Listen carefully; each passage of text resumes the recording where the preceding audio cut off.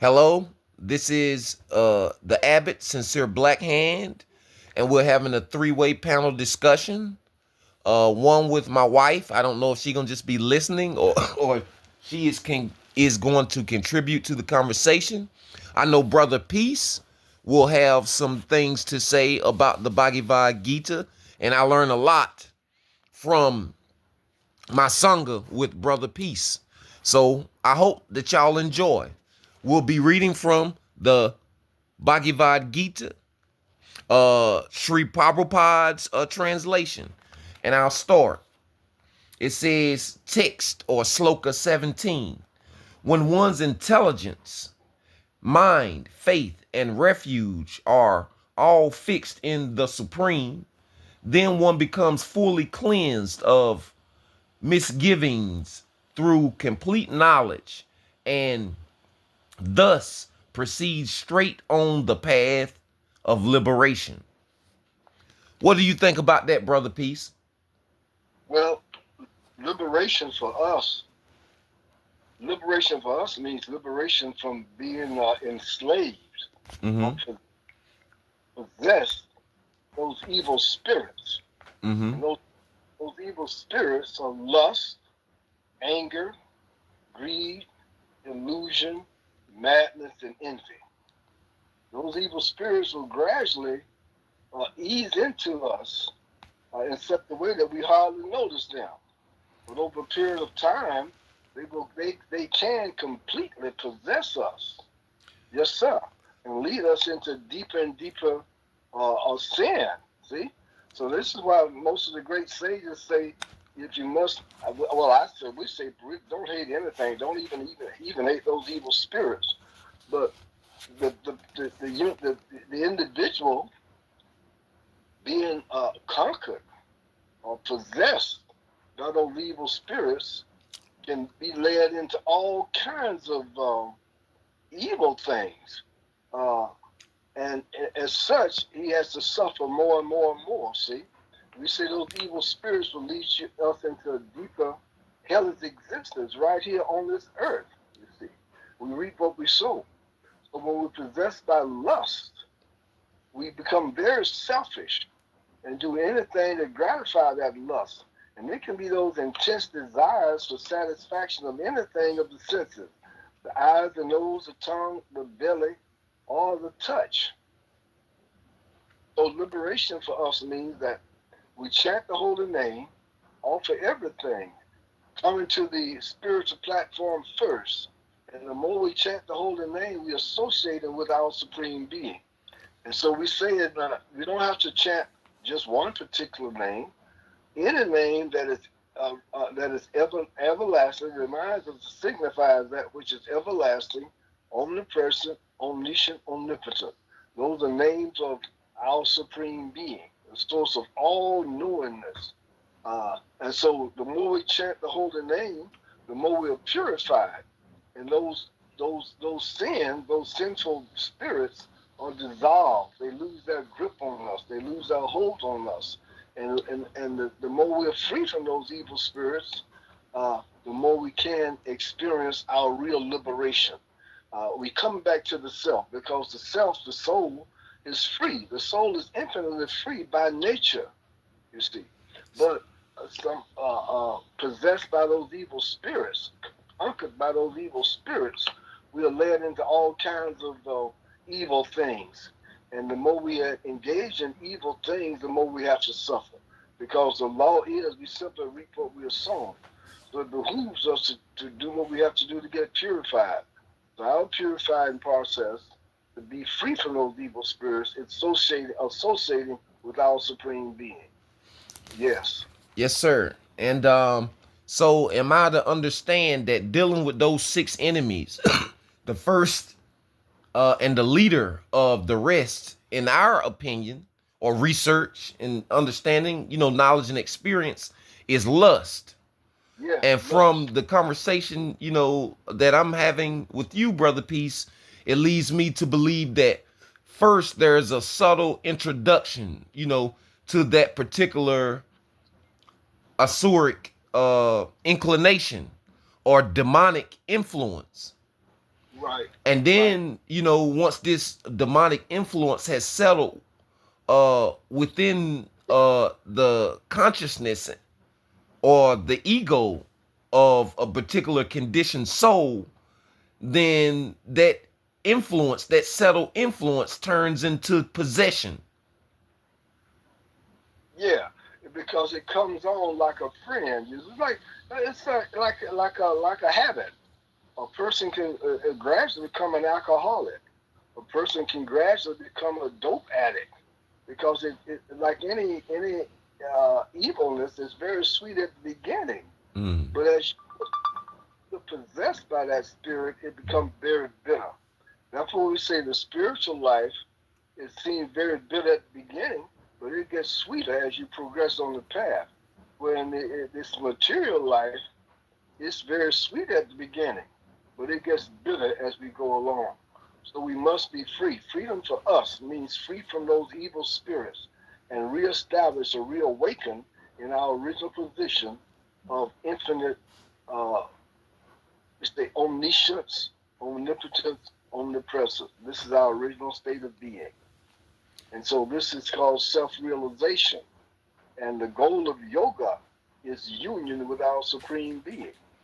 And this is the yoga that we do. We say we do the gather the knowledge about who we are, why are we here, the goal of life. That's the Jnana yoga.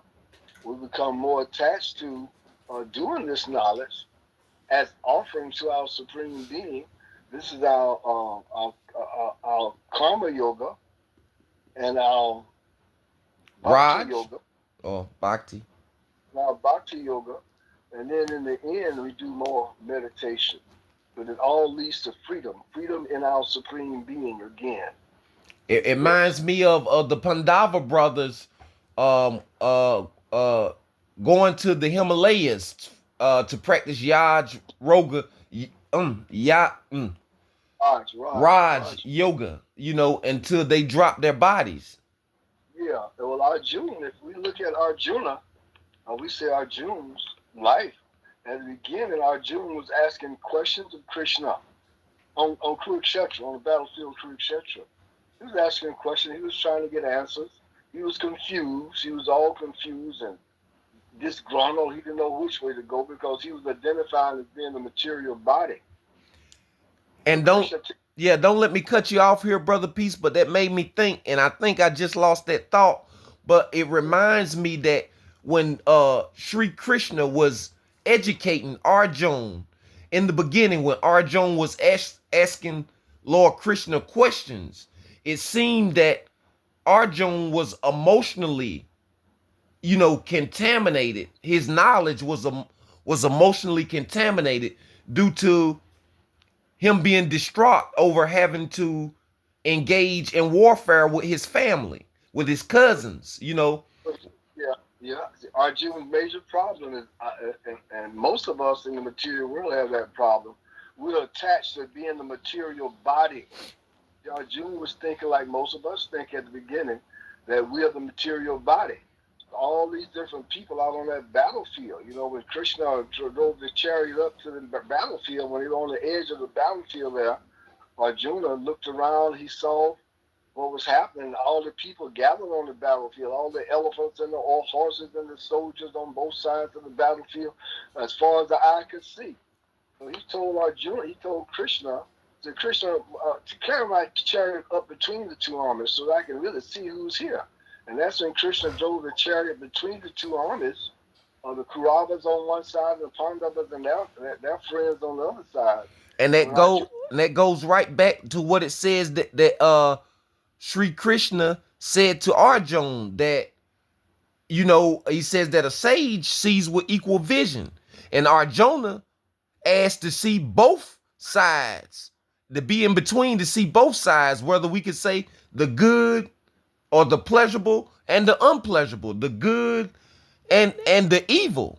So through the causeless mercy of divine presence, Arjuna, even in his distraught state, the Lord through transcendental positioning positioned Arjuna on the battlefield of Kurukshetra to be able to behold both spectrums of that one I don't want to say polarity, or one field of energy, from the positive to the negative. Arjuna was able to behold both of them due to the chariot driving of Lord Krishna. And that was the beginning of attempting to see yourself for who you are, to continue to devote yourself to the service of the Lord, and thirdly, to begin to see transcendentally as the Lord sees our battle in this life. Yeah, Arjuna was confused because he was really thinking that he was a material body. And so that's when Krishna started educating him about knowledge of the soul, the spirit. See? And Krishna says, look, brother, in essence, Krishna says, for the soul there's never birth nor death. Having once been, it never ceased to be. It's unborn, it's undying, it's not slain when the body is slain. So that begins the conversation of enlightening Arjuna as to the nature of who he really, really is, you see. So Arjuna is there to begin. Arjuna is more organic. He's inquiring from Krishna. He's inquiring about who he is and knowledge of the self. Who am I? Why am I here? Who are all these people here? So Krishna let him know that for the soul there's never birth nor death. It's not slain when the body is slain. That's right.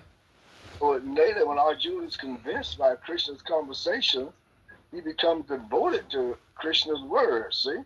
So we say that divine spirit, which we call divine presence, is speaking through Krishna, the body on that battlefield of Kurukshetra.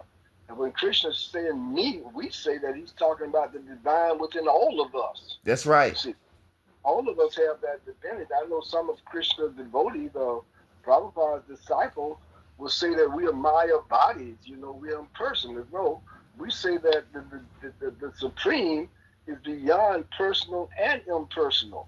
It's within and beyond all dualities. We say it is Tut, the indivisible, undifferentiated, supreme, absolute existence. This is the unity within all this diversity, you see. We call it divine, call it God. Some people call it Allah. He's called by many, many names, but it's within and beyond all names, within and beyond all forms. That's right. We're going to stop there, Brother Peace, and we're going to pick up another discussion on another episode. This has been enlightening, and I've really enjoyed it. And, man, this has been, 12 minutes, 13 minutes of just conversational, vibratory bliss. The next time we want to talk about how we really purify our existence of those 6 enemies: lust, anger, greed, illusion, madness, and envy, which would come up into our being as a result of thinking that we are the material body. So we want to talk about how we get free, how we really purify and be free from them and experience the bliss of the self. Yes, sir. Om Tat Sat. Shri Ganeshaya Namaha. Om Namah Shivaya. Shivaya Namaha.